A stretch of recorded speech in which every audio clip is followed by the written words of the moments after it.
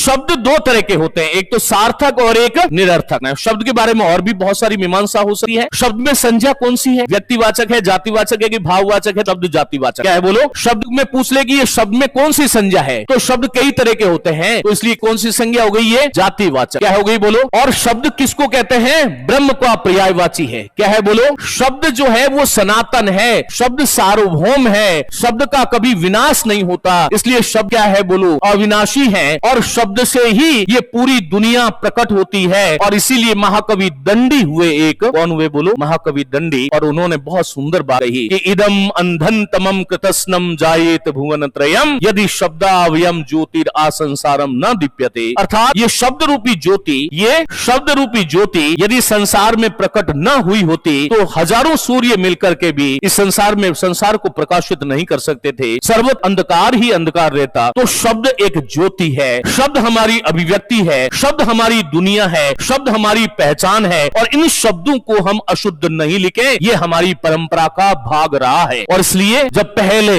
अर्थात पुरातन भारत में वैदिक कालीन या लौकिक संस्कृत के समय जब भारत में किसी के घर पर पुत्र पैदा होता था या पुत्री पैदा होती थी, तब उसको कहा जाता था कि यद्यपि बहु ना अधिशे पुत्र तथापि पठ पुत्र व्याकरणम, कि हे पुत्र तू कुछ मत पढ़ना लेकिन तू व्याकरण जरूर पढ़ना। तो पुत्र ने कहा पापा ऐसा क्यों, कि तू स्वजन को स्वजन नहीं कहे, तू स्वजन को स्वजन नहीं करे और स्वजन को स्वजन नहीं करे। ये स्वजन और ये स्वजन दोनों का अर्थ अलग है, ये सकल है और ये शकल है, इन दोनों का अर्थ अलग अलग है। ये सकृत है, ये सकृत है और ये सकृत है, इन दोनों का अर्थ अलग अलग है। तो यहां पर तू और कुछ करे कि नहीं करे, व्याकरण जरूर पढ़ना, क्योंकि स्वजन तो होता है बंधु बांधव, ये मेरे स्वयं के जन है, बंधु और बांधव, बंधु और बांधव। लेकिन स्वजन जो है वो श्वानु का, कुत्तों का समूह होता है, श्वानु का समूह होता है, श्वानु का समूह होता है, ये आपको ध्यान रखना है। सकृत का मतलब तो एक बार होता है, लेकिन सकृत जो है वो विष्ठा होता है। क्या होता है बोलो, विष्ठा होता है। तो इसलिए तू अर्थ का कहीं अनर्थ नहीं कर दे। शब्द के प्रति भारत की भूमि में ऐसी महनीय और पवित्र दृष्टि थी, न जाने कब हम भारतीयों में ये आत्मबोध विस्मृत हुआ और हमने शब्द को जैसे कैसे भी आया उसका नई लिंग देखा, नई वचन देखा, केवल परीक्षाओं के लिए हमने पढ़ते रहे हैं। और कम से कम 47 के बाद में, 1947 के बाद में जब भारत आजाद हुआ उसके बाद में तो हमारी एक ही हो गई कि बाकी भाषा के कहीं भी जाए हमें कोई मतलब नहीं, हमारा मतलब ये होना चाहिए कि हमें 100 में से 100 नंबर मिलना चाहिए।